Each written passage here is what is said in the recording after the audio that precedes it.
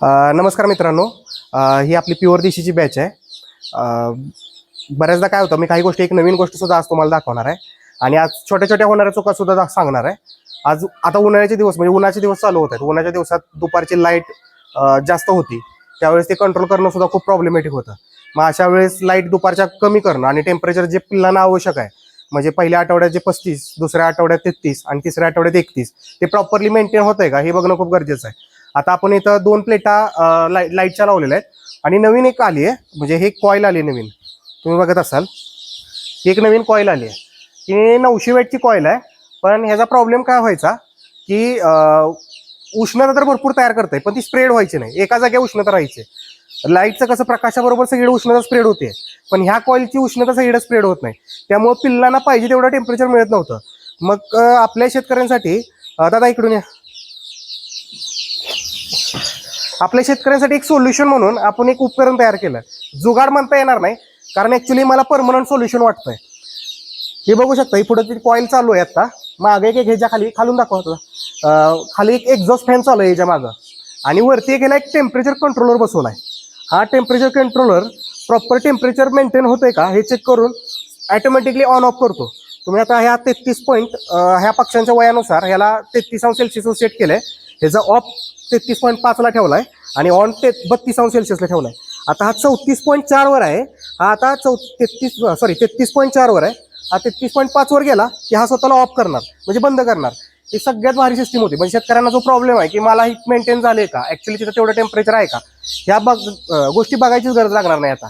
म्हणजे हा कंट्रोलर स्वतः ऑटोमॅटिकली टेम्परेचर मेंटेन झाला की ऑटोमॅटिक बंद करेल. म्हणजे पक्ष्यांना जो हीट होऊन जास्त त्रास होऊन जो प्रॉब्लेम होऊ शकतो, तो प्रॉब्लेम अजिबात होणार नाही. आणि हा प्रॉपरली हीट कंट्रोल करेल. आता थोड्या वेळात बंद झाला, आता होईल बंद. हा बंद झाला की मी तुम्हाला दाखवतो. बेसिक प्रॉब्लेम अजून एक होतो त्या पिल्लं हे करताना, जिथं पाण्याचा भांडा आहे. बऱ्याचदा पाण्याचे भांडे आणि खाद्याची भांडीची उंची आपण वयानुसार मेंटेन करत नाही. त्यामुळे काय होतं की पक्षी हा उकरल्यामुळं ह्या शीट जाऊन लिटर मटेरियल जाऊन, मित्रांनो बघा हा बंद झालाय आता.